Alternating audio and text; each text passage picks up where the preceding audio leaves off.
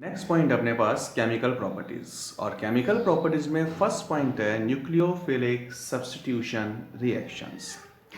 Nucleophilic substitution reaction क्या होगा अपने पास? अपन ने क्या कहा कि सब्स्टिट्यूशन है, मतलब रिप्लेस करेंगे। तो स्ट्रॉन्गर न्यूक्लियोफाइल वीकर न्यूक्लियोफाइल को रिप्लेस करता है। यहाँ पर अपन ने स्ट्रॉन्गर न्यूक्लियोफाइल NU से रिप्रेजेंट किया क्योंकि न्यूक्लियोफाइल जो होता है वो इलेक्ट्रॉन रिच सेंटर होता है, इलेक्ट्रॉन डेंसिटी ज़्यादा होता है, उसने हाइड्रोजन को रिप्लेस कर दिया, then form new product and release X negative ion. तो यहाँ पर जो हाइड्रोजन आयन है वो क्या है? Work as a leaving group. तो लिविंग ग्रुप की एबिलिटी की अगर डिस्कस करें तो आयोडाइड आयन का लिविंग नेचर मैक्सिमम होता है और Cl का मिनिमम होता है। ये अपने पास न्यूक्लियोफिलिक सब्स्टिट्यूशन रिएक्शंस हैं। यहाँ पर अपन न्यूक्लियोफिलिक सब्स्टिट्यूशन रिएक्शन के अंदर इनकी रिएक्शंस को डिस्कस करें उससे पहले अपन यहाँ पर इनके टाइप्स को डिस्कस करते हैं। जो 11th का टॉपिक था, न्यूक्लियोफिलिक सब्स्टिट्यूशन रिएक्शन जो होती हैं उनको दो टाइप्स में अपन डिवाइड कर सकते हैं। फर्स्ट अपने पास है uni molecular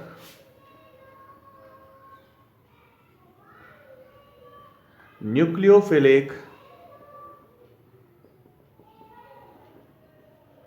substitution reaction that's represent S and 1। यहां पर यूनिमोलिकुलर न्यूक्लियोफिलिक सब्स्टिट्यूशन रिएक्शन है SN1 रिएक्शन। इसको डिस्कस करें अपन तो SN1 रिएक्शन में क्या होगा, अगर कुछ पॉइंट डिस्कस करते हैं अपन यहां पर। फर्स्ट पॉइंट है ब्रांच हैलाइड्स।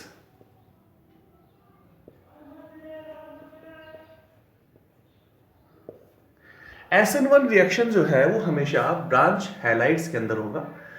ब्रांच हैलाइड्स जो होते हैं उनके अंदर SN1 रिएक्शन होगा। और ब्रांच हैलाइड सपोज मेरे पास है टर्शरी हैलाइड्स है, तो अगर अपन डिस्कस करें यहाँ पर टर्शरी हैलाइड्स को, then CH3 C CH3 CH3 and Br। First point branch halides में होगा। सेकेंड पॉइंट, रिएक्शन और mechanism completed in 2 steps। First step जो है उसमें क्या होगा, यहां पर अगर बात करें अपन फर्स्ट स्टेप की, तो फर्स्ट स्टेप में कार्बन हैलोजन बॉन्ड ब्रेक होता है। Br पे नेगेटिव चार्ज, कार्बन पे पॉजिटिव चार्ज। तो फर्स्ट स्टेप जो है उसमें कार्बन हाइड्रोजन बॉन्ड ब्रेक हो रहा है। और अगर बॉन्ड ब्रेक हो रहा है तो उस केस के अंदर ज़्यादा टाइम कंज्यूम होता है, इसलिए ये क्या है अपने पास स्लो स्टेप है। यहां पर फर्स्ट स्टेप स्लो स्टेप है, कार्बन हाइड्रोजन बॉन्ड ब्रेक होगा तो कार्बन पे चार्ज आ गया positive and Br negative.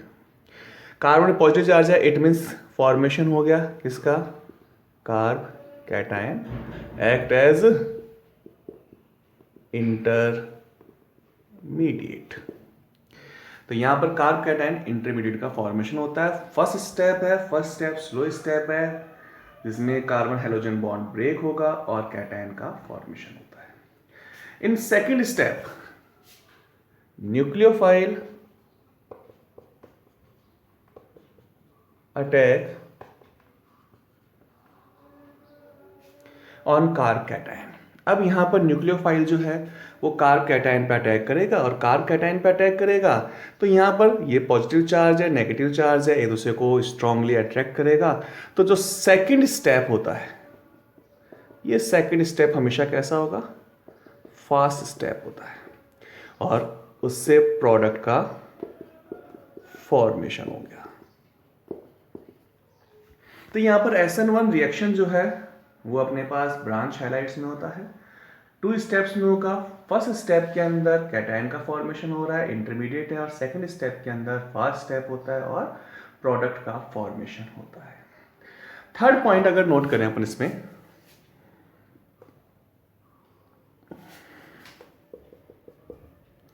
Third point को अगर डिस्कस करें अपन, तो थर्ड पॉइंट क्या है अपने पास यहाँ पर कि ये जो रिएक्शन है वो 2 स्टेप्स में हो रही है। तो जो रेट ऑफ रिएक्शन है या रिएक्शन जो डिपेंड कर रहा है, rate determining step. Rate determining step मतलब कि ये रिएक्शन जो कंप्लीट हो रही है कितने टाइम में कंप्लीट होगा, वो कौन से स्टेप पे डिपेंड कर रहा है। तो रेट डिटरमाइनिंग स्टेप जो होता है वो हमेशा क्या होता है, स्लो स्टेप होगा। इट मीन जितने भी स्टेप्स हैं वो इस पर डिपेंड कर रहा है। एक बार स्लो स्टेप कंप्लीट हो गया तो फास्ट स्टेप तो फटाफट हो जाएगा। तो रेट डिटरमाइनिंग स्टेप कौन सा होता है, हमेशा स्लो स्टेप जो होता है वो रेट डिटरमाइनिंग स्टेप है। और अगर slow step rate determining step है तो अपने नोट किया था कि किसी भी केमिकल रिएक्शन के लिए रेट ऑफ रिएक्शन रिएक्टेंट की कंसंट्रेशन में डिपेंड करेगा। तो स्लो स्टेप में रिएक्टेंट के फॉर्म में क्या है, हैलाइड है, कोई न्यूक्लियोफाइल नहीं है, केवल हैलाइड है, सिंगल रिएक्टेंट है। तो उस केस में rate of reaction only depend on concentration of alkyl halide, और केवल एक रिएक्टेंट मॉलिक्यूल पे डिपेंड कर रहा है। So it's called unimolecular nucleophilic substitution reaction. Next point है रिएक्टिविटी ऑर्डर।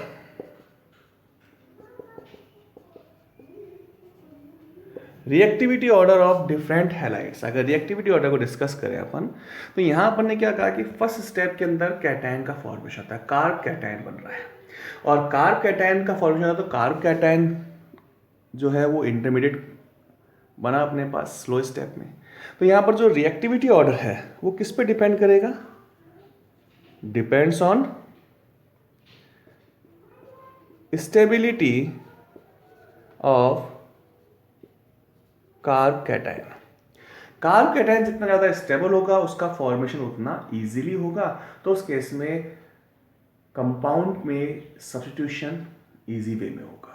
तो यहाँ पर अपन ने क्या देखा कि कार्ब कैटायन कौन सा स्टेबल होता है, 3 डिग्री कार्ब कैटायन सबसे ज़्यादा स्टेबल है।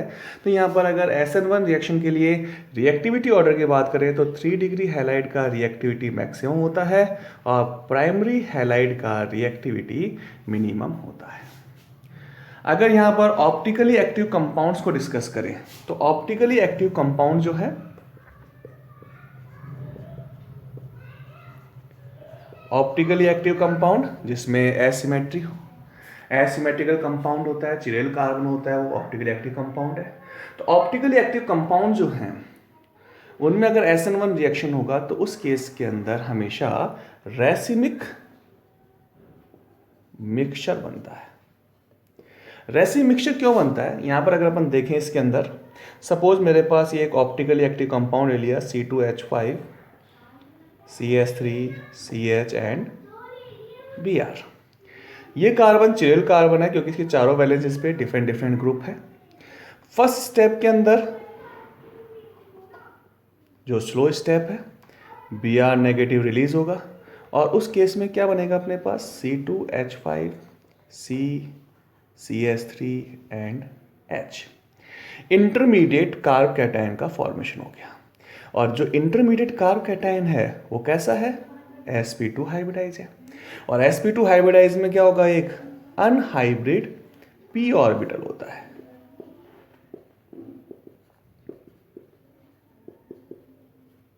और ये अनहाइब्रिड p ऑर्बिटल जो है वो प्लेन के परपेंडिकुलर होता है। ठीक है, प्लेन के अपर साइड में भी होता है, प्लेन के लोअर साइड में भी होता है। अब यहां पर जब न्यूक्लियोफाइल का अटैक होगा तो न्यूक्लियोफाइल के अटैक की अपने पास 50-50% प्रोबेबिलिटी है। न्यूक्लियोफाइल इस लोब से भी अटैक कर सकता है और न्यूक्लियोफाइल इस लोब से भी अटैक करे। अगर सपोज करो न्यूक्लियोफाइल ने इस लोब से कैटायन के ऊपर अटैक किया, किसमें, सेकंड स्टेप में, तो उस केस में मेरे पास जो प्रोडक्ट बना वो प्रोडक्ट क्या बना, C2H5 CH3 H and OH। Reactant जो था उसमें Br इसी डायरेक्शन में था, लिविंग ग्रुप और अटैकिंग ग्रुप दोनों सेम डायरेक्शन में है। इसे बोलते हैं अपन रिटेंशन ऑफ कॉन्फ़िगरेशन। ठीक है, और अगर बैक साइड से अटैक करें तो उस केस में क्या बनेगा अपने पास, C2H5 COH H and CH3। Means अपने पास लिविंग ग्रुप और अटैकिंग ग्रुप अपोजिट डायरेक्शन में है। It's called inversion of configuration. Inversion of configuration.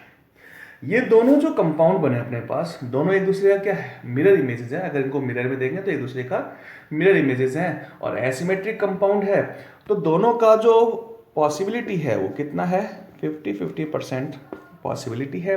दोनों एक दूसरे का मिरर इमेजेस है, नॉन सुपर इम्पोज है। तो ये दोनों एक दूसरे का, अगर सपोज करो ये अपने पास डेक्स्ट्रो रोटेटरी है तो ये कैसा होगा, लेवो रोटेटरी, और वो एक दूसरे के रोटेशन एंगल को कैंसिल आउट कर देगा। इसलिए जो मिक्सचर बना है, जो इन दोनों का मिक्सचर बना है, इस मिक्सचर को अपन बोलते हैं रेसिमिक मिक्सचर। तो ये अपने पास SN1 मैकेनिज्म है। इसमें अपन ने वापस देखे, ब्रांच हाइलाइट्स में होता है, 2 स्टेप्स में होता है। फर्स्ट स्टेप में कार्बन हाइड्रोजन बॉन्ड ब्रेक होके कैटायन बनेगा। सेकंड स्टेप के अंदर नेगेटिव आयन जो है वो कैटायन पे अटैक करता है और प्रोडक्ट का फॉर्मेशन होगा। Rate determining step, slow step जो होता है वो रेट डिटरमाइनिंग स्टेप है। तो रेट ऑफ रिएक्शन केवल एल्काइल हैलाइड कंसंट्रेशन डिपेंड करता है। So it's called SN1 reaction. Reactivity order depends करता है स्टेबिलिटी ऑफ कैटायन पे, 3 degree, 2 degree, 1 degree. Optically active compounds के केस के अंदर रेसिव मिक्सचर बनता है। यहाँ पर 2 पॉसिबिलिटी बढ़ रही है अपने पास। कॉन्फ़िगरेशन एज इट इज़ रह रहा है, लिविंग और अटैकिंग ग्रुप दोनों सेम पोजीशन पे है, that's called retention of configuration. और अगर अपोजिट है then it's called inversion of configuration.